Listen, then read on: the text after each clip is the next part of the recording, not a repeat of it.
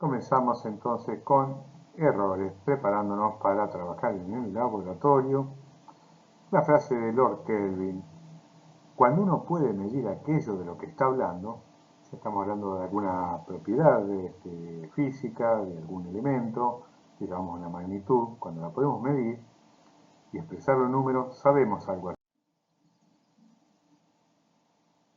Bueno, en el proceso de medición, algunos ejemplos de magnitudes físicas a medir, es decir, aquellas propiedades de los cuerpos que podemos medir, son su masa, una longitud característica, el tiempo del periodo de oscilación de un péndulo, por ejemplo, la velocidad de un móvil.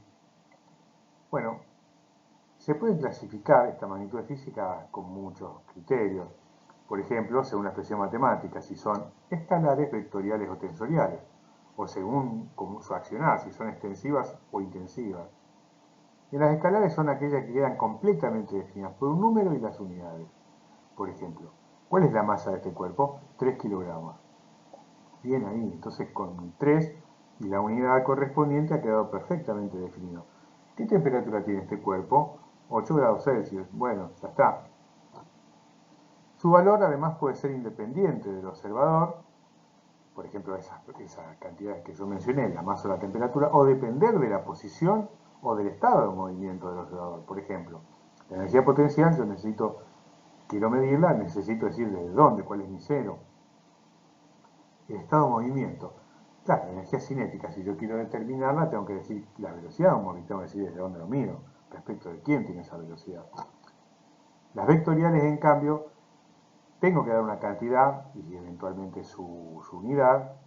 Eso va a ser la intensidad, un módulo, la intensidad de una inclinación. Pero, por ejemplo, yo digo, a este cuaderno que está arriba de la mesa le empujo con una fuerza de 3 newtons. Sí, bueno, pero ¿hacia dónde? El resultado va a ser distinto. Entonces, tengo que decir dirección y sentido, además. Entonces, un vector es el que representa justamente de la mejor manera esto que estoy diciendo. Por ejemplo, la velocidad, la aceleración, la fuerza. Las tensoriales, bueno, quedan para la siguiente materia, física 1, y cualquier disquisición respecto de ellas, que en definitiva los escalares y los vectores también son tensores de distintos rangos. Ahora, según la actividad extensivas, cuando depende de la cantidad de sustancia que tiene un cuerpo. Las cantidades son aditivas, por ejemplo, un sistema formado por dos partes o su sistema. Por ejemplo, mi cuerpo está formado por, si quieren, dos partes, la cabeza y el tronco y las extremidades. Bueno, si yo quiero saber la masa, el valor total de la magnitud, por ejemplo, la masa, entonces esa extensiva es la suma de los valores de cada una de estas partes que yo no mencioné. ¿Qué masa tiene mi cabeza, las extremidades, el tronco? Por ejemplo, el volumen también pasa lo mismo. En cambio, intensiva son aquellas que no dependen de la cantidad de materia, se le asignan a una determinada unidad del cuerpo. Las magnitudes intensivas tienen el mismo valor para un sistema que para cada una de las partes consideradas. Por ejemplo, la densidad, la temperatura y otras. En general, el cociente entre dos magnitudes extensivas da como resultado la intensidad. Eso es lo que dice así. Por ejemplo, una que nombramos en su momento, la masa dividida el volumen, que me da la densidad de masa. La densidad de masa en el volumen, dividida en el volumen. ¿Cuántos kilogramos hay por metro cúbico o gramos por centímetro cúbico? ¿Está bien? Es un promedio de todo ello, ¿no? Allí está. Rho, vendría a ser la densidad de masa, es la masa dividida el volumen. ¿Cuántos gramos hay por centímetro cúbico? Bueno, el sistema internacional de unidades tenemos dos tipos de magnitudes. Las básicas, fundamentales, y las derivadas. Las 7 básicas fundamentales son las aquí presentes. La longitud, para la longitud es el metro, se abrevia con la letra M. Para el tiempo es el segundo, abreviado con S, y así. Las 3 primeras son las que nosotros vamos a usar en este curso, las otras no. Bueno, las demás unidades, las derivadas, se pueden expresar como combinación de estas. Por ejemplo, la velocidad de un móvil, que es una longitud sobre un tiempo, o sea, es metros por segundo. La superficie es metros por metro cuadrado, y así. Cuando se mide una magnitud física, es inevitable interferir, ¿no? Es decir, siempre que yo voy a medir algo, interfiero con esa magnitud a medir. Por ejemplo, quiero medir la temperatura de una persona. Bueno, le coloco en su axila un pequeño termómetro que tiene una puntita metálica, se equilibra la temperatura con mi cuerpo, entonces me dice, bueno, de alguna manera hay un líquido allí dentro que aumenta su volumen con la temperatura y me indica qué temperatura tengo, ¿cierto? Bueno, fenómeno. Ahora, dependiendo, ¿cómo logré hacer? Tuve que tomar una medida de mi cuerpo, tuve que poner algo ajeno a mi cuerpo, el termómetro, esa parte metálica de la punta, para que tomara una muestra y me indicara qué temperatura tenía mi cuerpo. Entonces yo tomé la temperatura no de mi cuerpo, sino de mi cuerpo más el termómetro. Entonces debo lograr, sabiendo que interfiero, como en este caso, lograr que la interferencia sea lo más pequeña posible, de tal manera que aquello que quiero medir sea más aproximado a lo que me indica el medidor. Bueno, es muy variado el origen de los errores de medición. Bueno, podríamos entrar en discusiones hasta filosóficas de esto, pero básicamente podemos clasificar en dos grupos estos errores: los sistemáticos y los asistemáticos. Los sistemáticos es aquello que se repiten de manera conocida en varias realizaciones de una medida, ¿no? Permite corregirlo a posteriori, por ejemplo, instrumentales debido a una imperfección o mala calibración, poner el celo en un mal lugar, debido a una mala posición, por ejemplo el paralaje, están mal parados respecto del medidor y observar mal la lectura.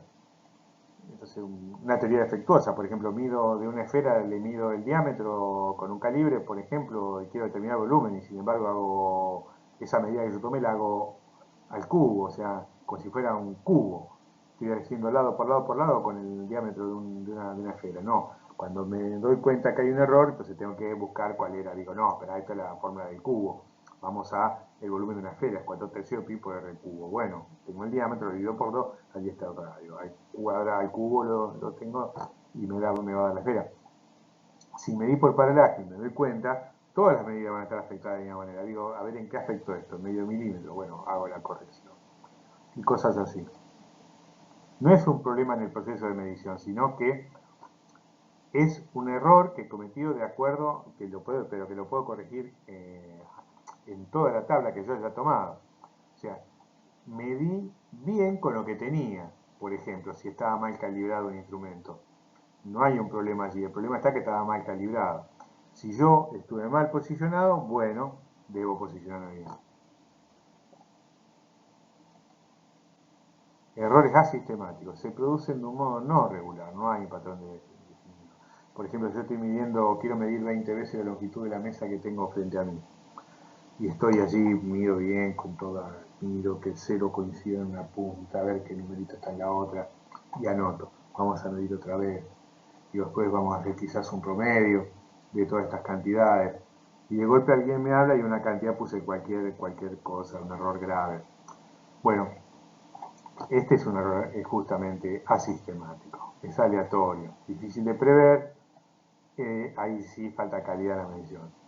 No se pueden corregir a posteriores, como dijimos anteriormente, pero sí se puede establecer una distribución de estos valores medidos. Hay una distribución de probabilidad, muchas veces la distribución normal, y así estimamos el efecto probable del mismo. Se hace un margen de error debido a estos errores no sistemáticos. Son errores de observación, ¿no? Bueno, ahora sí nos metemos en el proceso de medición. ¿Cómo medimos? ¿Cómo medimos? Vamos a suponer el caso más simple. Vamos a medir algo con una regla, ¿no? Una longitud, por ejemplo. Bueno, allí está el cuerpo a medir en azul y allí está la regla. Claramente la regla no está totalmente a escuadra, porque si entre el 18 y el 19, por ejemplo, eso es 1 centímetro, desde 0 hasta 18 no hay 18 centímetros. Por eso le agrego este símbolo que está allí en rojo, que significa que está cortado fuera de escala. La regla. Pero vamos a suponer que ahí ven lo que pasa también. Las rayitas de las medidas también tienen un ancho. Entonces, ¿desde dónde mido? Desde la rayita de la parte izquierda, la rayita, el centro, el medio, la derecha. Bueno, vamos a suponer que arreglo, mido siempre desde la derecha de todas las rayitas. Bueno, y que allí está uno de los extremos del cuerpo medir. Bueno, el otro vemos que pasa 18, supongamos que son centímetros, 1, 2, 3 milímetros. La mínima división es 1 milímetro. Veo que es más grande que 18,3, pero no llega a 18,4. no sé, en definitiva, cuánto mide, porque allí donde está la parte derecha del cuerpo no hay ninguna rayita, pero aún así la hubiera, habría también un error porque no sé en qué parte medirlo de la rayita, pero bueno, es más grande que 18,3 y menor que 18,4, es todo lo que puedo decir, ¿se dan cuenta? Es todo lo que puedo decir. Esta cantidad, ¿hasta dónde puedo asegurar que es más de ese valor, ese está ahí, 18,3, y menos del otro valor? Bueno, mediante la combinación de esos procesos, un límite inferior y un límite superior, esto que está acá, identifico un intervalo en la escala. Y yo sé que el valor que yo quiero conocer está ahí, entre esos valores, en este caso 18,3 y 18,4, es lo allí. Todo lo que puedo decir de ese X que yo quiero medir, el largo de esa pieza, es que pertenece al intervalo 18,3 y 18,4 centímetros. Nada más. O sea, un intervalo que comienza con un valor mínimo de 18,3 que ha sido superado y un 18,4 que es el máximo porque no se ha llegado a él. Allí está. Allí está. Es el intervalo más pequeño en este caso, que contiene el valor a determinar, ¿no? Allí estamos repitiendo. El resultado de la medición es ese. Ese es el resultado de la medición, no es un valor. Seguimos sin saber en qué punto del intervalo está. Eso es lo más realista que podemos hacer. Bueno, debemos saber que no son números exactos al medir, que estamos dando intervalos dentro del cual tenemos confianza que se haya valor esperado. Llamamos así valor esperado o valor medido cuando en realidad nos estamos refiriendo a un intervalo. Vamos a tomar un valor del intervalo para decir este es el valor medido, cuando realmente no es así. Bueno, tenemos que determinar la localización de ese valor esperado o medido, entre comillas, como así también el ancho del intervalo, que es lo anterior. Lo hacemos utilizando con cuidado la percepción visual, por ejemplo, en este caso, ¿no? La determinación de ese ancho, como hemos visto recién, depende de muchas cosas. El elemento de medición, la agudeza visual, lo iluminado que esté el ambiente. Entonces ahora nos vamos a centrar en el intervalo de confianza y las incertidumbres o errores absolutos relativos. Suponemos, insistimos, que estamos en la medición no digital. Si fuera digital, tenemos que ver en el proceso industrial, el fabricante nos va a indicar cómo calcular el error en base a lo que observamos en la lectura digital, en la escala y todo eso. Vamos a buscar los límites inferiores y superior que acotan el valor a medir, y tales límites serán los intervalos extremos del intervalo, como hicimos recién. En nuestro ejemplo era mayor que 18,3, menor que 18,4. Identificábamos un máximo y un mínimo. En forma sintética, desde aquí en adelante solo vamos a explicar cómo el valor intermedio del intervalo, el 18,35, o sea, es la suma de ambos extremos, dividido 2, más o menos el error, o sea, del medio es medio para arriba, medio para abajo, 0,05, o sea que es la mitad del intervalo. Es el máximo menos el mínimo dividido 2. Y lo vamos a ofrecer, si no tenemos los números, como un x0, que va a ser el valor medido o esperado, más menos delta x, que va a ser el error. También podemos reemplazar el delta x por epsilon, es cuestión de notación. X0 entonces es el valor esperado central, ¿no? Y delta x la hacemos en amplitud de intervalo. Y allí están las definiciones, como decía recién, el valor esperado es la suma del mínimo y el máximo, dividido 2. Y el delta x es el máximo menos el mínimo que da el intervalo dividido 2. Delta x queda definido estrictamente como positivo. Y error. Nos referimos entonces a la medición y al intervalo mediante su punto medio y la semiamplitud del intervalo, o incertidumbre, delta x. Y aquí lo que yo ya había anunciado antes, al medir con escala graduada, es erróneo suponer que el error, como sucedió en este caso, es automáticamente la mitad de la mínima división. Eso depende de lo bien definida que esté la escala del instrumento, como también de la agudeza del observador, ¿no? Hay que ver cada situación. Aquí vamos a ver cuál es la diferencia, qué puede pasar. Bueno, esto fue lo que yo obtuve. Allí está. Notar que podríamos ser capaces, quizás mirando muy bien la posición del cuerpo respecto a las rayitas, o hacer un zoom, de detectar que el valor a medir, o sea, el extremo derecho de esa pieza, de este cuerpo, está más cerca del límite superior que del límite inferior. Esto quiere decir que pasó de la mitad de esa raya. No sé, pero si yo puedo con mi ojo identificar que pasó la mitad de la mínima división. ¿Está bien? Entonces, ¿qué pasa? No he evaluado la mayor o menor cercanía a alguno de los límites de intervalo, que es lo que estoy haciendo ahora. Por eso el error absoluto resultó la mitad de la mínima división. Si yo me fijo si puedo determinar esto, ya va a ser menor a la mínima división. Ahí está el zoom. Ahí se ve claramente que entre 18,3 y 8,4 yo podría decir que esa línea, la azul, donde está el cuerpo, donde finaliza el cuerpo, está superando la mitad del intervalo, claramente supera la mitad del intervalo. Es decir, no está entre 18,3 y 18,4, sino entre 18,35 y 18,40. 18,35 es la mitad del intervalo y yo lo superó. Entonces he cambiado el mínimo, el máximo no, porque no llego a 40, pero el mínimo sí. En este caso es 18,35. Entonces, si quiero determinar el valor del punto medio, sería el valor esperado, y el delta X es la mitad del intervalo. Bueno, eso me da 18,375. Y el error menor que el anterior.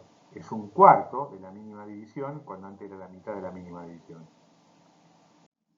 ¿Se dan cuenta? Bueno, esto ya lo sabíamos. Es la incertidumbre absoluta y posee las mismas unidades. Por ejemplo, medí un lápiz, su largo es 10 centímetros más menos un milímetro, qué sé yo. Una cosa así. Todo en las mismas unidades. Bueno, hay que llevar milímetros a centímetros, ¿no? Pero no es lo mismo tener esa incertidumbre, la que yo presenté recién, 0,05 centímetros, si estoy midiendo justamente el largo de un lápiz o si mido una mesa que tiene 2 metros. Es decir, más relevante el error que cometo frente al lápiz que en una mesa de 2 metros. ¿Se dan cuenta? Entonces, para tener un poco más en cuenta y que sea más fácil de ver, introducimos la incertidumbre relativa al valor medido, que en realidad es la esperanza, el valor medio del intervalo. Es la incerteza, el delta X, respecto de la cantidad medida, dividido x0. Bien, ahí. Y es adimensional, obviamente. Si delta X y X0 tienen las mismas dimensiones, el error relativo, que es el cociente, el error respecto de lo que mido, cuán grande es el error respecto de lo que mido, entonces eso es adimensional. Bueno. A veces también citamos el error relativo porcentual, que es el anterior, el relativo, multiplicado por 100. ¿Y esto qué nos dice? Bueno, esto también es adimensional, pero nos está diciendo qué porcentaje de error es el error respecto de la cantidad medida. Es decir, por ejemplo, ¿qué mediste? Un lápiz. ¿Cuánto te dio?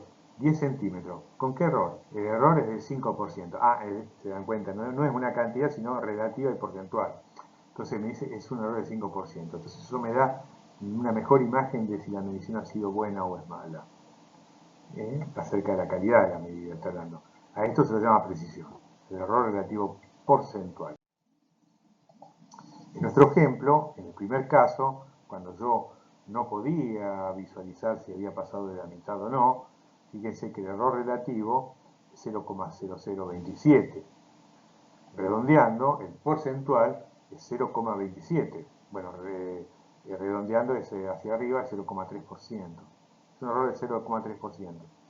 Ahora, si con el mismo instrumento que cometemos ese mismo error, 0,05, medimos una mesa, por ejemplo, 214 centímetros, 2 metros y chirola, y entonces me queda entre 214,3 y 214,4, entonces, bueno, el X0 es el medio de ambos, es 214,35 y el error es el mismo que antes. El relativo porcentual, fíjense lo que da, hay un 0 de más allí. Es un orden de magnitud más chico. Y el porcentual me da 0,02. Así, con estos valores redondeados, fíjense que el del lápiz, el cometido en la primera medida, en la de arriba, 18,3 a 18,4, es 15 veces más grande que el segundo, el de 2 metros y algo. 15 veces. O sea, justamente lo que nos parecía efectivamente es. El error en la medida más pequeña es 10 veces mayor, puse 15 veces mayor. Más de un orden de magnitud. Ya nos referiremos acerca de esto como precisión y exactitud.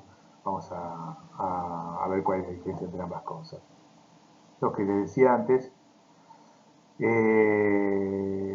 fabricante de un elemento digital nos dice cómo determinar el error, aunque siempre nosotros, además de eso, vamos a medir primero algún patrón que tengamos. Bueno, dado que los resultados se expresan como un intervalo, un valor medio más o menos es el intervalo, ¿cuándo? Si medimos dos veces una misma cosa, los resultados son iguales o no. Si en definitiva yo mido un intervalo. Por ejemplo, allí está una recta que me mide longitudes. Yo voy a medir la longitud de un cuaderno. Y hago una medición y es la azul. Es decir, esto es intervalo. Esa es la medición 1. Es un intervalo, el intervalo 1 llamémoslo. Y hago otra medición y ahora me da este intervalo. El intervalo 2, el rojo. Fíjense que hay una etapa de coincidencia. Allí, la marcada entre esas líneas verticales. Es decir, hay solapamiento.